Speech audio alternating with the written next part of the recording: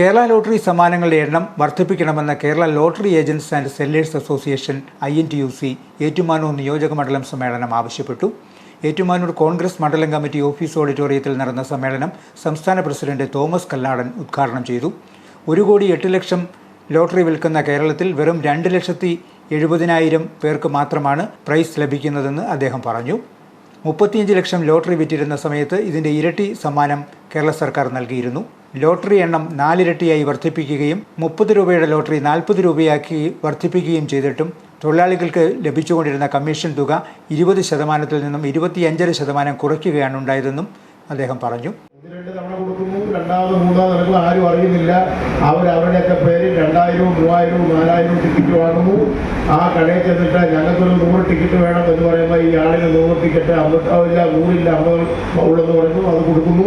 അവർ പാവങ്ങൾ അതുമായിട്ട് പോകുന്നു.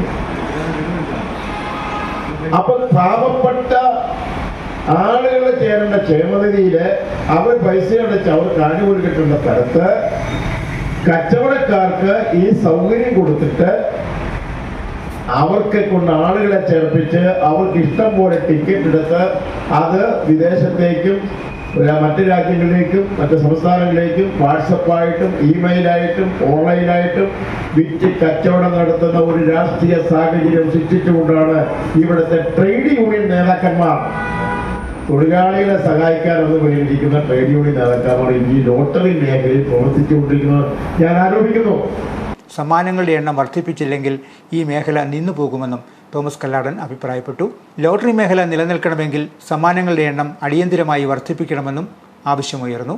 മുൻകാലങ്ങളിലെ പോലെ 10 ലോട്ടറിക്ക് ഒരു ഗ്യാരണ്ടി പ്രൈസ് സംവിധാനം പുനഃസ്ഥാപിക്കുക, അനാവശ്യ മാനദണ്ഡങ്ങൾ പറഞ്ഞ് തൊഴിലാളികൾക്ക് ഓണം ബോണസ് നൽകാതിരുന്ന നടപടി പിൻവലിക്കുക, ലോട്ടറി നറുക്കെടുപ്പ് സുതാര്യമാക്കുക, ഞായറാഴ്ച അവധി ദിനമാക്കുന്നതിനായി ഞായർ ലോട്ടറി നിർത്തലാക്കുക, സ്ലാബ് സമ്പ്രദായം നിർത്തലാക്കി എല്ലാവർക്കും ലോട്ടറി ലഭ്യമാക്കുക, തെരുവോരത്തെ ലോട്ടറി വിൽക്കുന്ന തൊഴിലാളികൾക്ക് തൊഴിൽ സംരക്ഷണം ഉറപ്പുവരുത്തുക തുടങ്ങിയ ആവശ്യങ്ങൾ അടങ്ങിയ പ്രമേയം സമ്മേളനം പാസാക്കി.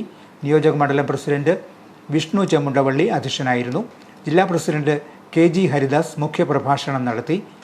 S Sudhakaran Nair, Mary Thuruthumel, Biju Narayanan, T Johnson, Tommy Mandapam, Adithyan KS, Radhakrishnan, Benny James, Girija KM തുടങ്ങിയവർ പ്രസംഗിച്ചു.